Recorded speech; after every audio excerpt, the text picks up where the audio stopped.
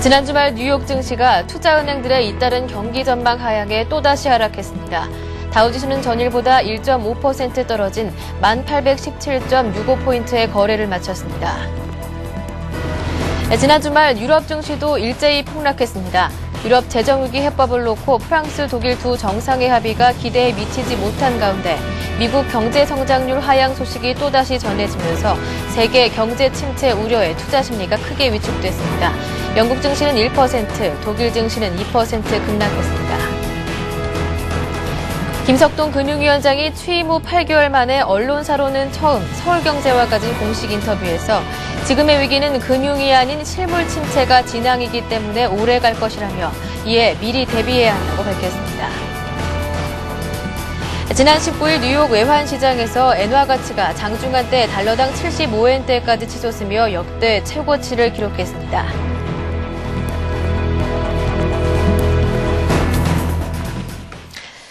안녕하십니까. 굿모닝 대박 예감 3부 김보라입니다. 뉴욕 증시 마감 소식과 그리고 전일장 국내 증시 마감과 함께 앞으로의 성공 투자 전략까지 짚어보는 시간입니다. 오늘의 대박 전략 김성남 대표, 정태근 전문가 나오셨습니다. 안녕하십니까. 네, 반갑습니다. 네, 지난 금요일장 코스피 지수는요 역대 세 번째로 급락하는 모습이었습니다. 그렇다면 지난주 금요일 외국인은 어떠한 종목을 샀고 팔았는지 알아보도록 하겠습니다. 김성남 대표님. 네, 금요일 날 115포인트나 빠지는 엄청난 그런 하락장이었죠. 자, 일단 지난 한 주 동안의 외국인의 매수, 매도 종목 그리고 기관의 매수, 매도 종목들을 좀 살펴보도록 하겠습니다.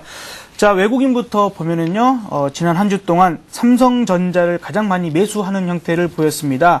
반면에 금요일 하루만 보면은 삼성전자를 가장 많이 매도했다는 것도 좀 참고를 하시기 바라고요. 네. 두 번째 종목으로는 LG화학 그리고 LG, 기아차, 현대모비스를 한 주 동안 매수하는 형태를 보였습니다. 자, 반면에 기관은 KT, SK텔레콤, SK케미칼, 삼성물산, NHN에 대해서 매수하는 형태를 보였는데 통신주들이 좀 많지요. 자, 반면에 이제 매도한 종목들도 살펴보도록 하겠습니다. 외국인들이 한 주 동안 가장 많이 매도한 종목부터 살펴보도록 하겠는데요. NHN이 올라왔습니다. 기관은 많이 매수했던 종목이죠. 자, 그리고 두 번째는 LG생활건강, 그리고 락앤락, 현대제철, 한국전력을 가장 많이 매도하는 종목으로 올려놨습니다. 자, 반면에 기관은 삼성전자, 하이닉스, LG화학, 그리고 LG, 현대차를 가장 많이 매도하는 종목으로 좀 올려놨습니다. 전일 시장이 사실 6.2%나 크게 하락을 했었습니다. 이제 이런 부분들이 어떤 이 미국 시장 자체에서도 좀 급락이 나왔었고요. 글로벌 전체적으로 좀 좋지 않은 흐름들이 나타났었죠. 이런 부분과 함께 모건 스탠리가 세계 경제 전망을 좀 하향하는 이러한 소식들이 전해지면서 이 투자 심리를 더욱더 크게 악화시키는 그런 상황들이 나타났었습니다. 자, 그래서 코스피 지수가 일단은 1800선 아래에서 급락을 해서 출발을 했었죠. 이런 부분들이 기관과 외국인의 매물이 쏟아지면서 장중에 이렇다 할 반등도 거의 없이 낙폭을 계속해서 키워내는 그러한 흐름이 나타났습니다. 그러면서 올해 들어와서 또 세 번째 사이드카가 발동됐는데 이 사이드카가 이번 달에서만 3번이 나왔었죠. 자, 개인이 저가 매수에 나섰습니다만 그런 규모가 크지도 않았고 또 이내 이 매수 규모도 좀 축소를 해버렸습니다. 이제 개인들 역시도 버텨내지는 못한 그런 흐름들이 나왔다고 볼 수 있을 것 같고요. 프로그램 매수가 8,300억 가량 유입이 됐습니다만 낙폭을 축소하기에는 역부족이었던 것 같습니다. 전 업종이 좀 하락을 했고요. 특히나 자동차, 화학, 정유, 건설 업종 등이 대형주 위주로 좀 매물이 쏟아졌습니다. 환율은 13.45원이나 급등을 하는 그러한 흐름이 나타나는 이 코스피 시장의 특징이었습니다. 네, 뿐만 아니라 코스닥 쪽에서도 6%대 급락이 나왔는데요. 그런 가운데 외국인과 기관은 어떠한 종목을 사 담았을까요?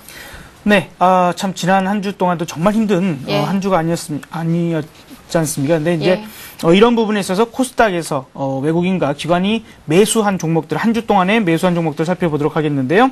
자, 외국인은 AP 시스템, 정말 꾸준히 매수했던 종목입니다. 자, AP 시스템이 가장 많이 산 종목으로 올라왔고요. 두 번째는 원익 IPS, 그리고 ICD, 파라다이스, 서울반도체를 가장 많이 매수하는 종목으로 올려놨습니다. 자, 반면에 기관은 다음, CJ ENM, 네오이지 게임즈, 골프존, 하나투어에 대해서 매수를 하는 형태를 보였습니다. 자, 이 외국인의 매물이 상당히 컸었습니다. 이 금요일 하루만 놓고 보았을 때 728억 원이나 외국인의 매도가 나왔고요. 물론 이제 개인과 기관이 매수세로 이러한 부분들을 받아냈습니다만 그래도 이 하락을 막지는 못했습니다. 500선 이하에서 일단은 이 출발을 했었죠. 그래서 이 장중 낙폭을 좀 줄이는 듯 했습니다만 이 외국인의 매물이 워낙 크게 좀 출회가 되면서 시가 이하로 다시 되밀리면서 474포인트로 마감을 했습니다. 오락 문화 그 업종을 좀 제외하고는 전 업종이 하락을 했는데요. 마찬가지로 자동차 그리고 종이목재, 반도체, 기계, 제약, 화학업종들이 7% 이상 급락이 나오면서 마감을 했습니다. 그래도 이 금요일 하루 동안에 좀 핫한 종목과 업종을 조금 더 살펴보도록 하겠는데요. 네. 음식료주들이 좀 강세를 보였습니다. 이 정부가 식품류의 유통기한을 소비기한 표시제도로 바꾼 것이 호재로 받아들여지면서 진로, 하이트맥주, 롯데제과 등 음식료 관련주들이 좀 강세였습니다. 이 진로 같은 종목들, 하이트맥주, 요즘에 증시가 폭락하다 보니까 뭐 담배를 많이 피우고 술을 많이 마시게 된다. 뭐 이런 우스갯소리까지도 나올 정도로 이런 또 종목들은 또 강세를 나타내는 흐름이 나오고 있고요. 클라우드 컴퓨팅 관련된 종목들도 이제 이틀 연속 좀 강세를 나타내고 있습니다. 소프트웨어에 대한 관심이 최근 들어서 좀 급증을 하고 있습니다. 이런 부분에 있어서 다우기술 그리고 인프라웨어, 안철수 연구소, 클라넷, 한글과 컴퓨터 같은 종목들이 연일 강세를 나타내고 있고요. 교육주들 역시 지금 강세를 보였습니다. 이러한 부분들이 사실은 이 글로벌 전체적인 이 악영향이 사실은 좀 피해 있는 그렇죠? 이제 이러한 부분들과 좀 민감하게 반응하지 않은 업종으로 이 대두가 되면서 이 교육주들에 대한 매수세가 좀 몰렸습니다. 자, 그러면서 대교나 웅진 싱크빅 같은 종목들이 강세를 나타냈고요.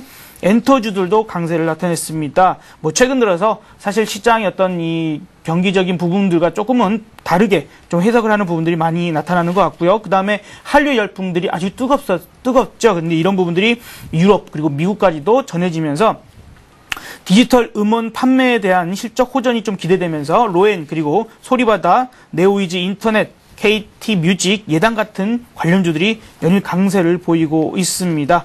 자, 현대그린푸드도 3.5% 정도의 강세를 보였는데요. 이 부분이 계열사 합병 이후에 신규 수주가 증가하고 있고 실적 개선이 지속되고 있다라고 일단은 이야기가 나오고 있고요. 아랍에밀리에이트 그리고 중국 등의 해외 단체 급식 시장 진출이 가시화되는 부분들이 부각이 되면서 강세를 좀 보였습니다. 한 종목만 더 살펴보도록 하겠는데요. 네. 에코에너지가 14.25%의 강세를 좀 보였습니다. 고농도 유기성 물질을 이용한 대체 천연가스 제조 시스템 개발에 관한 이 기술혁신 사업이 체결됐다라는 소식에 전해지면서 강세의 흐름을 나타내면서 마감을 했습니다. 네, 이어서 정태근 전문가와 함께 글로벌 마감 증시와 이슈, 이에 따른 오늘 국내 증시의 영향까지 짚어보겠습니다. 어떤가요? 네. 지난 주말도 계속해서 하락세가 이어졌다고 말씀 한번 드려보도록 하겠습니다. 네. 유럽 증시뿐만 아니라 미국 증시도 마찬가지로 하락 마감을 했습니다. 지금 현재 계속해서 문제가 되고 있는 세계 경기 둔화 우려감이 시장을 지배를 하면서 지금 계속해서 시장은 약세 국면을 계속해서 이어가고 있다고 말씀드려보도록 하겠습니다. 자, 일단 유럽 증시부터 먼저 한번 살펴보도록 하겠습니다.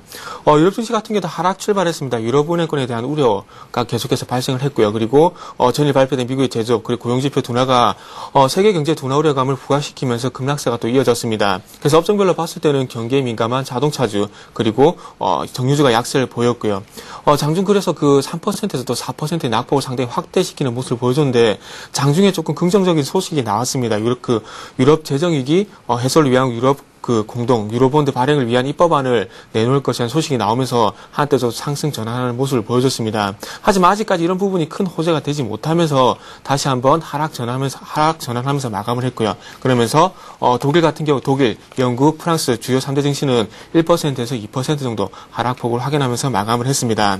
그래서 장중에 낙폭을 확대한 그 이유를 한번 살펴보니까 유로존의 2분기 경제 성장률이 대폭 낮아진 부분을 확인이 됐고요. 그리고 그리스와 같은 취약 국가들의 국채를 많이 보유한 은행들의 단기 자금 조달력이 급격히 위축되고 있다는 관측도 악영향을 미친 것으로 확인이 됐습니다. 그래서 자동차, 정유주뿐만 아니라 금융주도 약세를 보이면서 마감을 했습니다.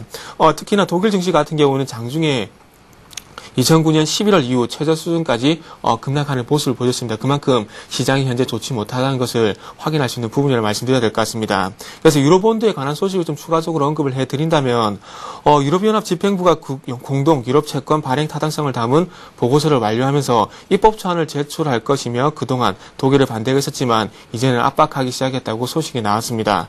유로본드는 재정 기율을 강화하는 동시에 유로 지역 시장에서 안정성을 높이는 것을 목표를 하고 있으며 언제 보고서와 입법안이 올려질지는 아직 일정이 나오지 않은 상황입니다. 그래서 이런 부분이 조금 독일 재무장관, 독일과 프랑스의 재무장관의 회의가 나오고 난 뒤에 좀 나오지 않겠나 그렇게 예상을 하고 있는 부분이고요.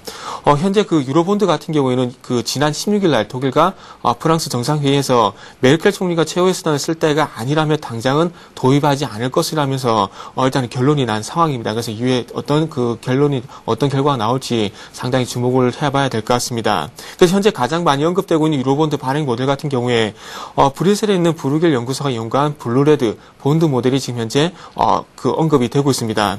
현재 유럽연합 각국이 유로 초기 협정상 유지 가능한 수준의 부채 규모인 국내 총수에서 한 60%까지 유로본드를 발행하는 것입니다. 그래서 이 범위에서 발행되는 블루 등급의 본드 같은 경우에는 공동 이자율을 갖게 되고요. 하지만 이 범위에서 이 협정 수준에서 넘어가는 채권 같은 경우는 레드 본드로 발행이 될 것이라고 얘기를 하고 있습니다. 그래서 이 경우에는 각국의 벌금성 금리, 기존의 그 공동금리보다 더 플러스된 그 금리로 발행을 할 수 있을 것으로 예정이 되어 있습니다. 그래서 이런 부분이 지금 유로본드에 대한 그 얘기가 나오면서 시장에 좀 반등이 나왔었는데 이런 부분 이후에 조금 추가적인 논의가 나오면서 독일의 반대가 독일과 지금 현재 프랑스가 반대를 하고 있는 상황입니다. 그래서 이런 반대를 뚫고 어떤 결과가 나올지가 유럽 시장에 조금 어떤 전환점 추세점이 될지 한번 체크해봐야 될 것 같습니다. 다음 미국 증시로 한번 넘어가서 말씀 한번 드려보도록 하겠습니다. 네. 미국 증시 같은 경우는 특이할 만한 경제 지표가 발표되진 않았지만 전일 발표된 고용 지표 그리고 미국 동부 연안의 제조업 동향이 좋지 않은 것이 확인이 되면서 마찬가지로 지금 시장이 악재가 되고 약세를 보이는 원인이 되었습니다. 하지만 그 장중에 유럽에서 들려온 유로본드 도입에 대한 기대감이 시장에 또 작용을 하면서 상승 전환을 했고요. 그리고 상승폭을 낙폭 과대 인식이 또 그 낙폭 과대에 의한 저가 매수가 유비되면서 상승폭을 확대시키게 됐습니다. 하지만 유럽과 마찬가지로 이런 상승세가 오래가지 못하면서 마찬가지로 약세 마감을 했다는 부분은 조금 아쉬운 부분이라 말씀드려보도록 하겠습니다.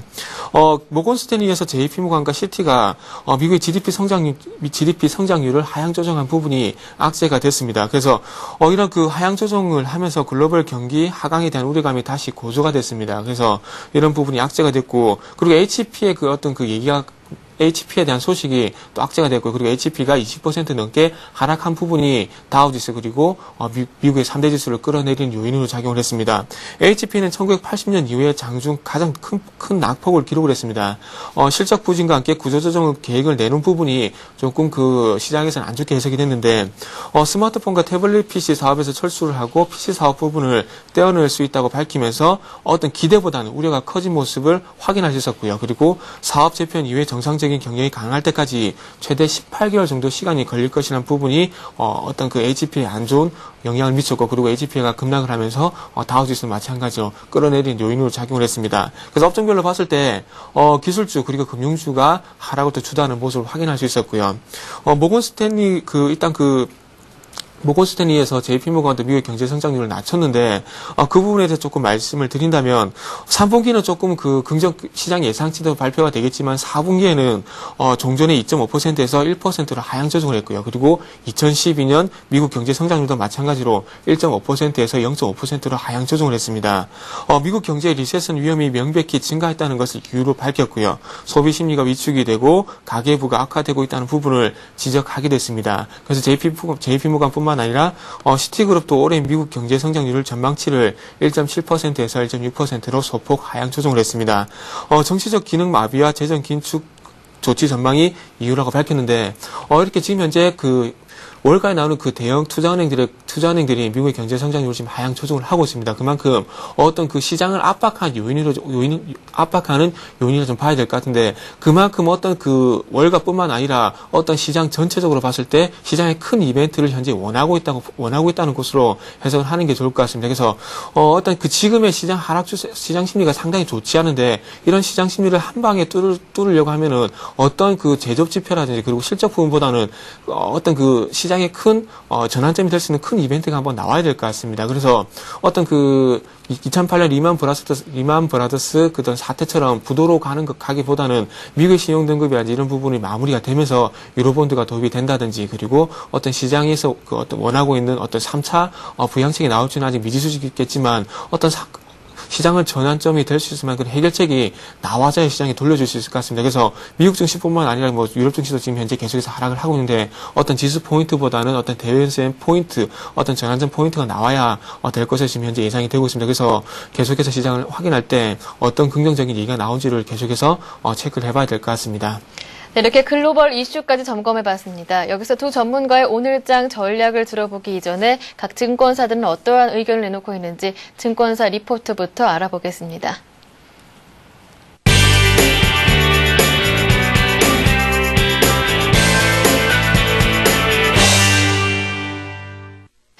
네, 이 시각 증권사 리포트 화면을 통해 정리해보겠습니다.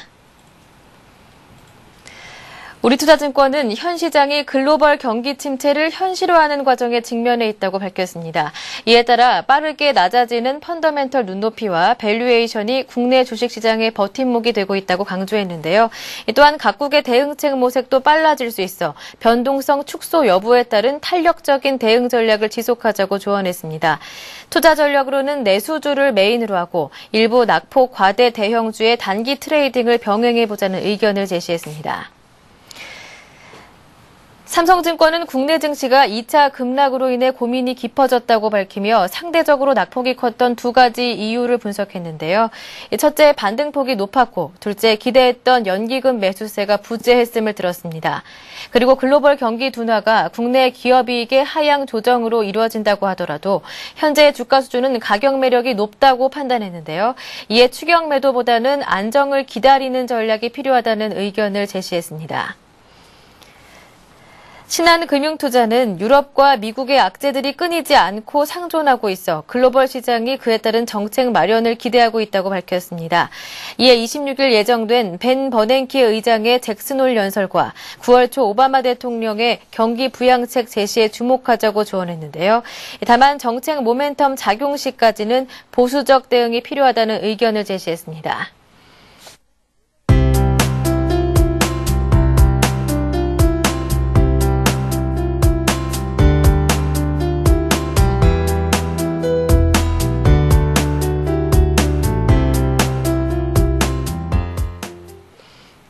동양동금증권 골드목동지점 고윤기 대리 전화 연결해서 더 자세한 내용 들어보겠습니다. 안녕하세요. 네, 안녕하십니까. 네, 동양동금증권에서는 어떠한 리포트 내용을 내고 있습니까? 네, 지난주는 주간 반등을 기대했지만 글로벌 경기 상황 자체에 대한 의문이 들면서 반등의 강도가 기대치에 미치지 못하면서 1744포인트로 마감을 했습니다. 이번 주는 특히 본격적인 경기 둔화의 가능성 및 우려가 나타나지 않을까 판단이 됩니다. 지난주는 반등의 강도가 너무 미약해서 의미 있다고 보기 어렵다고 판단이 되는데요. 파생상품 시장의 거래량이 대규모로 증가를 하였고 변동성 지수가 다시 급등하는 등 시장의 투자 심리가 약화되는 모습입니다. 최근 변동성 지수가 중요해지고 있는데요. 그 이유는 투자 심리가 흔들릴 때 파생상품 시장에 쏠림 현상 및 극단적인 움직임이 자주 발생하는데 이러한 움직임에 대한 매매를 통해 좋은 투자 타이밍을 도출할 수 있기 때문입니다. 지난주 급락을 했던 현상은 두 가지 정도로 볼 수 있는데요. 하나는 외국인의 대규모 품 매도입니다. 이는 외가격 풋이 내가격이 되어도 과도한 시간 가치를 가질 정도로 고평가되는 현상에서 가장 용이한 전략을 수행하기 때문입니다. 둘째는 대규모 변동성 지수 상승에 따른 투매 현상입니다. 최근 변동성 지수인 V 코스피가 재차 급등하는 모습을 보이고 있는데요. 이 지표를 주목해야 하는 이유는 대외 및 대내 변수에 투자자들이 과민한 반응이 나타낼 수 있는 심리 반영 지표이기 때문입니다. 그렇기 때문에 추가 급등을 할 경우에는 묻지마 손절 혹은 투매가 발생할 가능성이 높습니다. 특히 시장 상승보다는 하락을 할 때 자주 나타나는 모습이기 때문에 이 지표에 대해 관심이 필요합니다. 결국 이번 주 시장의 방향성은 보수적인 대응이 필요합니다. 또한 변동성이 40%를 넘을 때 변동성 매도의 전략을 사용하기는 좋지만 반대로 지수가 저점을 추가 돌파하게 된다면 변동성 지수의 폭등이 나타날 수 있기 때문에 매우 주의해야 할 것으로 이렇게 판단이 되고 있습니다. 네, 반등이 설사 나온다 하더라도 만족스럽지는 못할 것이다. 보수적인 대응에 유효하겠다라는 말씀까지 들어봤습니다. 네, 지금까지 동양종금증권 골드 목동지점 고윤기 대리와 전화 연결해서 리포트 내용 살펴봤습니다. 고맙습니다. 네, 감사합니다.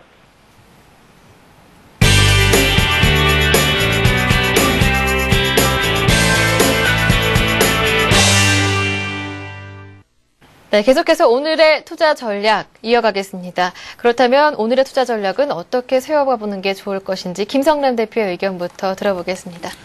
네, 일단은 지난 금요일에도 우리 시장이 좀 폭격을 맞았다 싶을 정도로 좀 급락이 나왔습니다.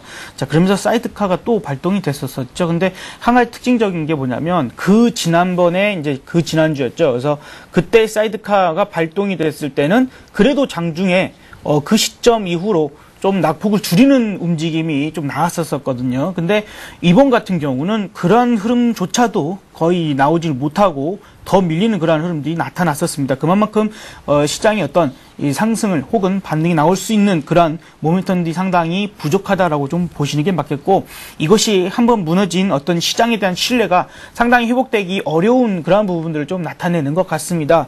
어쨌건 지금 이러한 부분들이 보면은 계속해서 이 경제 지표들도 실망감을 주고 있고요. 그 다음에 이 벤 버냉키 의장, 제가 이제 뭐 좀 장난스럽게 벤 버냉키 의장이 벤 버냉큼 씨가 됐다고 네. 이제 말을 하루 만에 바꿨었지 않습니까? 이전에. 그래서 이런 부분들이 과연 그러면 저 사람이 이번에 그 잭슨홀 그 연설을 하는데 그 사람의 말을 얼마만큼 신뢰할 수 있느냐. 이제 이런 신뢰성의 문제까지도 지금 대두가 되고 있는 문제라고 좀 볼 수 있을 것 같고요. 또 한 가지 이제 시장이 지난번에 살짝 반등을 했었던 이유가 독일과 프랑스의 어떤 정상회담에 따른 뭔가가 나올 것이다라는 기대감을 했는데 그것조차도 아무 성과 없이 그냥 오히려 좋지 않은 결과를 나타낸 것이었죠. 그래서 실망감이 더 커졌습니다. 근데 이런 것들이 과연 Q1, Q2, Q1, Q2의 어떤 이 이후 어떤 실패로 평가가 되고 있지 않습니까? 근데 과연 만약에 이 잭슨홀 연설을 통해서, 물론 잭슨홀 연설이 작년 잭슨홀 연설로 통해서 QE2가 일단은 시작되는 그러한 시작점이 됐기 때문에 반등이 좀 시장이 나왔었거든요. 그래서 이번에도 물론 그러한 부분들이 일정 정도 나올 수는 있지만 과연 QE3가 진행이 된다고 해서 과연 이것이 좋아질 것이냐, 전체적인 부분들이 다 해결될 수 있을 것이냐에 대한 부분들까지도 지금은 어떤 신뢰성을 많이 잃어버린 것 같습니다. 그래서 지금 나름대로 시장에서는 이번 주에 있는 26, 27, 28 이렇게 3일 정도 이렇게 주말까지 좀 이어지죠. 그래서 이 잭슨홀드의 연설에 대한 이러한 부분들의 기대를 좀 갖고는 있지만 그 기대감도 우리가 너무 크게 가져가기는 좀 힘들지 않을까라고 좀 생각이 듭니다. 그리고 지금 이 글로벌 전체적으로요, 어떻게 보면은 오바마 정부에 대한 좀 비난들이 좀 많이 늘어나고 있는 형태가 진행이 되고 있는데요. 그래서 어떻게 보면은 그 옛날 이 셀린디옹의 All by Myself라는 곡이 있지 않습니까? 노래. 네. 우리나라 이 개그맨들이 오빠만세 이렇게 하면서 좀 많이 친숙해진 곡인데, 제가 듣기에는 요즘에는 오바마 세대는 경우가 좀 이렇게 좀 이렇게 들리거든요. 그래서 네. 어떻게 보면은 이 9월 달에 오바마가 뭔가를 꺼내들고 하겠다라는 이러한 것들에 대한 기대감도 지금은 있죠. 근데 과연 그것이 얼마만큼 시장에 반응해 줄 것인가, 다음 대선을 위해서 뭔가가 자기도 어떤 히든 카드를 내놔야 될 텐데 그러한 부분들이 시장에서 얼마나 실효를 가질 것인가를 생각해 본다라면 아직은 조금 멀었다. 어쨌건 그것도 9월 달에 나올 문제이기 때문에 아직은 우리가 이번 달만 해도 8거래일이 남아 있지 않습니까? 그래서 지금 당장은 뭔가를 큰 반등이나 이런 부분들을 크게 기대해서 만들기보다는 뭔가가 구체적으로 지금 위기를 극복할 만한 대응책이 나올 때까지는 일단은 보수적으로만 대응하자는 이야기들을 좀 드리고 싶습니다. 제가 이제 지난 이 원고들을 쭉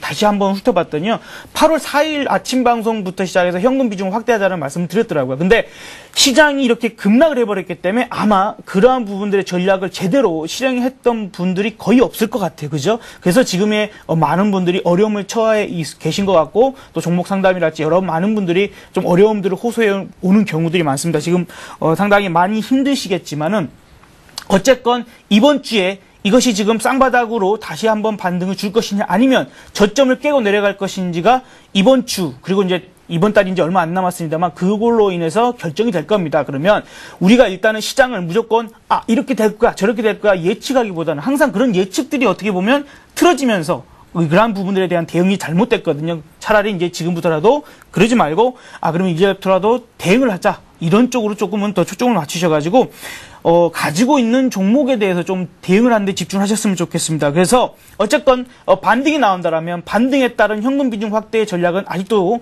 마찬가지로 말씀을 드리겠고요. 만약에 저점이 깨지게 된다라면 일단은 일부 종목이라도 일단은 좀 더 줄이시는 게 맞겠죠. 그런데 한 가지 이제 전략적인 부분을 좀 다르게 가져가야 될 부분이 뭐냐면 어차피 우리 방송을 보고 계시는 분들은 개인 투자자분들이 많죠. 근데 개인 투자자분들인 대다수 분들이 그 중소형주 작은 종목들을 많이 들고 계시거든요. 물론 대형주 들고 계신 분들도 계시지만요. 그래서 만약에 내 포트가 거의 중소형주로 좀 작은 종목들로만 위주가 되어 있다라면 만약에 이번에 이 전 저점을 깨고 내려간다 한다라면 그때는 반등 시에 이 종목들을 어떻게 한다라면 대형주, 낙폭이 과대했던 대형주 쪽으로 종목을 교체해보는 것이 반등을 노리는 그러한 효과를 크게 극대화하는데 오히려 효과가 있을 겁니다. 그래서 지금부터라도 이 마음가짐을 자체를 내가 전략을 어떻게 갈 것인가를 생각하실 때에 방금 말씀드린 이 보유 종목을 교체하는 전략도 한 번 정도는 생각을 해보시기 바랍니다. 네, 보수적인 전략은 유효하되 전저점을 깨고 반등할 시에는 포트의 종목들을 대형주 쪽으로 조금 교체해보자라는 김성란 대표의 의견까지 들어봤고요. 정태근 전문가님은 또 어떻게 생각하시나요? 네. 일단 이번 주 같은 경우도 조금 시장 계속해서 좋지 않을 것 같습니다. 오늘뿐만 아니라 계속 시장 심리가 계속해서 약해져 있고요. 그리고 수급이 좋지 않은 상황이기 때문에 시장은 약세 국면을 좀 추가적으로 이어갈 가능성이 상당히 크다고 봐야 될 것 같습니다. 지난주 금요일 같은 선물 시장을 한번 살펴본다면 시장이 하락을 하면서 마찬가지 미결제약성이 증가하는 것을 확인할 수가 있었습니다. 그렇기 때문에 오늘 시장 코스피 시장도 마찬가지 좀 하락이 좀 예상이 되는 부분이기 때문에 조금은 시장이 오늘도 안 좋을 가능성이 상당히 크다. 오전 시장은 적어도 그렇게 좀 보시는 게 맞을 것 같습니다. 자, 그렇다면 일단은 계속해서 많은 전문가들이 얘기를 하고 있지만은 1700포인트 정도를 조금 생각해 보시는 게 좋을 것 같습니다. 지금 이 지수대를 계속해서 말씀드리는 부분을 이제는 그 시장이 고점 대비 2180포인트에서 뭐 하락 보더라도 지금 현재 20% 가까이 시장이 지금 현재 하락한 상황입니다. 그렇다면 대세 하락과 시장 조정의 전환점이 15%와 20% 정도 그런 분기점으로 나타났기 때문에 일단은 그 한 해마다 있는 그런 시장 조정을 마무리되기 위해서는 지금 요 구간에서 어쨌든 하락이 마무리가 되면서 진정세를 보여야 하기 때문에 상당히 중요한 자리라고 강조해 보도록 하겠습니다. 2004년 4월 달 혹시 기억을 하시는 분들이 있을지 모르겠습니다. 그때 당시에 차이나 1차 그 차이나 쇼크라 그러죠. 그런 중국의 긴축 영향 때문에 시장이 충격을 상당히 크게 받았었습니다. 그래서 그때 시장이 한 23% 정도 하락을 했었습니다. 그렇지만 그때 23% 정도 하락을 했었지만 그때 당시 시장이 바닥을 잡는 데 상당히 시간이 걸려졌습니다. 그리고 지금도 마찬가지로 추가적으로 하락했을 경우에 그때와 마찬가지로 추가적으로 하락을 하더라도 반등할 가능성이 상당히 크지만은 어쨌든 지금 정도 지수대 부분에서 마무리가 되면서 어쨌든 진정세를 찾는 게 상당히 중요하다고 말씀드려야 될 것 같고요. 그리고 지금 현재 대외 변수가 상당히 좋지 않다 보니까 국내 금융 어떤 현실도 좀 좋지가 않습니다. 어떤 그 외평채 가상금리 CDS라 그러죠. CDS 가상금리도 현재 상승을 하고 있고 달러 자금 사정을 보여주는 통화스와프 CRS 금리도 현재 상승을 하면서 어떤 그 대외 변수에 의한 현재 금융시장이 좋지 않은 그 상황이 계속 전개가 되고 있습니다. 그래서 어느 때보다도 시장의 안정이 중요한 시기라고 좀 말씀드려야 될 것 같습니다. 그래서 일단 화면을 보시면서 추가적인 좀 말씀 한번 드려보도록 하겠습니다. 먼저 보고 싶은 화면이 지수 차트를 한번 보고 싶은데 1700포인트에 대한 얘기를 계속해서 드리는 이유가 그 지수대 같은 경우에 2010년 마지막으로 2010년 5월달이라고 봐야 될 것 같습니다. 그때 당시에 일단 저항으로 작용했었지만 돌파를 해주면서 이렇게 2000포인트 가까이 이렇게 상승을 했었습니다. 근데 지금 현재 이렇게 요 지수대가 이전에 2010년 5월달까지 이렇게 세 번의 저항을 받았던 그 지수대이기 때문에 어쨌든 이 지수대를 돌파해줬기 때문에 강력한 지지 라인으로 작용할 수 있기 때문에 많은 전문가들이 요 1700포인트는 지지해 줄 것이라고 현재 믿음을 가지고 있다는 것입니다. 그래서 이런 부분은 될 것이다 안 될 것이란 그런 부분보다는 어쨌든 그때 당시에 저항으로 작용했기 때문에 강력한 지지 라인으로 작용해 주길 많은 전문가들 그리고 많은 시장에 참여하고 있는 투자자들이 바라고 있는 자리입니다. 그렇기 때문에 이 자리가 만약에 무너지게 된다면 걷잡을 수 없는 시장 하락이 나올 가능성이 상당히 커지고 있습니다. 그래서 일단 이 1700포인트 이번 주 상당히 중요하다고 말씀드려야 될 것 같은데 이 자리를 지켜주는지 한번 체크해 봐야 될 것 같습니다. 그리고 다음으로 한번 말씀드리고 싶은 부분이 이번 주에 발표될 미국 경제 지표에 대해서 한번 말씀드려보고 싶습니다. 네. 이번 주에서 뭐 상당히 또 중요한 지표들이 발표가 되는데 23일부터 한번 차근차근 한번 살펴본다면은 23일 같은 경우는 신규주택 판매 건수가 발표가 되고요. 그리고 24일 같은 경우는 7월달 내구재 주문, 그리고 25일 같은 경우에는 지난주 조금 그 영향이 컸던 신규 실업수당 청구 건수가 발표가 됩니다. 그리고 26일 같은 경우에는 2분기 GDP 수정치가 발표가 되고요. 그래서 신규 주택 판매 건수 같은 경우는 어차피 안 좋을 것이라는 부분을 예상을 하고 있습니다. 그래서 시장이 예상했던 것보다 더 악화만 되지 않는다면은 악화만 되지 않는다면 시장에 큰 충격을 주지 않을 것으로 예상이 되고 있고요. 내구재 주문 같은 경우에는 제조업 동향의 제조업 동향을 알아보는 선제 지표 역할을 하기 때문에 이 부분도 조금 중요할 것 같습니다. 그리고 지금 현재 저번 주에 제가 저번 주에 제가 같이 차트를 봤지만은 신규 실업수당 청구 건수가 40만 건 이하로 내려가면서 이제부터는 좀 고용시장이 개선되지 않겠나 그렇게 예상했지만 지난주 같은 경우에 40만 8천 건을 기록하면서 다시 한번 반등을 하는 모습을 보여줬습니다. 그래서 최근에 시스코 예를 들면서 대기업들의 구조조정 얘기가 계속해서 나오고 있습니다. 그렇기 때문에 어떤 고용 사정이 안 좋아질 가능성이 상당히 큰데 이번 주도 마찬가지로 만약에 40만 건 이상 증가하게 된다면 다시 한번 줄어들기 시작했던 신규 실업 건수가 다시 한번 상승을 하면서 고용 지표가 다시 한번 악재가 될 가능성이 크기 때문에 예상치보다 조금 소폭 어쨌든 하회하는 모습이 나와줘야 시장의 충격을 좀 흡수할 수 있을 것으로 예상이 되고 있고요. 7월 29일 날 2분기 GDP 예비치가 발표가 됐습니다. 근데 그때 당시에 예상치가 1.3%였습니다. 그래서 그때 당시 이유를 한번 살펴보니까 결론적으로 소비가 좋지 않다는 고용 사정 그리고 소비가 좋지 않다는 부분이 GDP를 계속해서 끌어내리고 있다고 얘기를 하고 있는데 미국 GDP 같은 경우는 예비치, 수정치, 확정치 3번이 나눠서 발표가 됩니다. 그래서 이번에 두 번째인 수정치가 발표가 되는데 예비치보다 좋지 않은 1.1% 정도 될 것이라는 현재 얘기가 나오고 있습니다. 그래서 그만큼 현재 좋지 않다는 것을 얘기를 하고 있고요. 그래서 어쨌든 예상치보다는 조금 개선이 되는 GDP가 좀 나와줘야 될 것으로 좀 예상이 되고 있습니다. 그리고 한 가지 더 한 가지 더 살펴보고 싶은 부분이 미국 10년 만기 국채 수익률 추이를 한번 말씀드려보고 싶습니다. 지금 현재 미국 국채 수익률 같은 경우에 현재 2% 정도 지난주 같은 게 2.07%로 마감이 됐습니다. 근데 2.07%가 어떤 의미를 해석을 하고 있냐면 지금 현재 리만 브라더스 사태가 발생하면서 마무리가 됐던 지점에서 2.03%를 기록을 했었습니다. 자, 국채 같은 채권 같은 경우는 채권 가격과 그리고 채권 수익률은 반대 현상을 보입니다. 국채 수익률이 올라가게 된다면 채권 가격 같은 경우는 하락하는 모습을 보여주고요. 국채 가격이 상승하게 된다면 수익률이 하락하는 모습을 보이는 역관계에 놓여 있는데 채권 가격이 올라간다는 것은 그만큼 채권 수익률이 떨어지고 채권 가격이 올라간다는 것은 그만큼 시장에서 안전자산에 대한 수요가 그만큼 크다는 겁니다. 근데 문제는 단기 채권이 아닌 장기 채권에 대한 수요가 증가한다는 것은 그만큼 시장이 장기적으로도 안 좋아질 가능성이 상당히 크다는 것을 반증하고 있다는 겁니다. 그래서 이번 주에도 상당히 10년 만기 국채 수익률 추이가 상당히 중요하다고 할 수 있는 부분이 그만큼 시장에서 장기적으로 안전자산에 대한 수요가 증가하는 것은 그만큼 시장이 악화될 가능성이 크다는 겁니다. 그렇다면 2008년도에 있었던 리만 브라더스 사태보다 그만큼 시장이 금융경색이 더 강화될 가능성이 크다는 거죠. 그래서 이번 주 같은 경우도 마찬가지로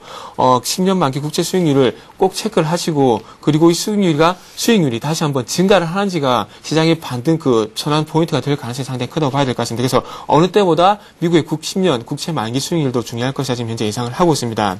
그리고 26일 날 있을 잭슨홀 강연회 같은 경우에도 버냉키 의장이 추가 부양책에 대한 언급 여부가 상당히 중요한데 아직까지는 연준이 구체적인 추가 부양책을 내놓지 않을 가능성이 상당히 크다고 얘기를 하고 있습니다. 하지만 지난 8월 달 FOMC 회의 때 내부적으로 경제 상황에 따라서 경기 부양을 위한 추가적인 정책 수단 조치를 할 수도 있다고 언급을 했기 때문에 조금 이 부분에 대해서는 기대를 한번 해봐야 될 것 같고요. 그리고 대부분의 증시 긍정론자들이 긍정론자들이 부정적으로 전환이 될 때가 시장이 바닥에 레이를 하는 경우가 상당히 많습니다. 근데 그와 반대로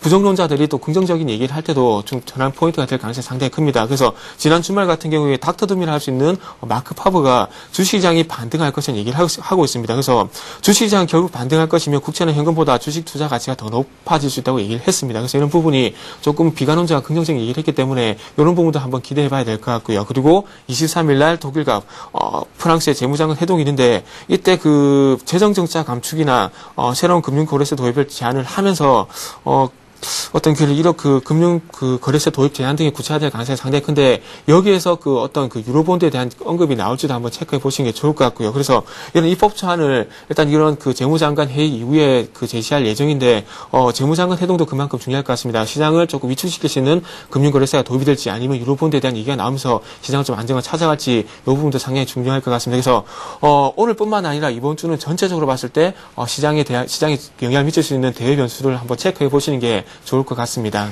네, 이어서 종목 얘기 들어보겠습니다. 김성남 대표님은 오늘 신규 진입할 종목은 없다, 관심 종목 없다고 하셨고요. 정태근 전문가님은 단기 종목을 들고 오신 것 같네요. 예. 항상 시간을 통해서 단기 종목을 말씀드리고 있는데 오늘도 마찬가지로 단기 종목을 좀 준비를 해봤습니다. 오늘 같은 경우는 인선 ENT라는 종목을 좀 준비를 해봤습니다.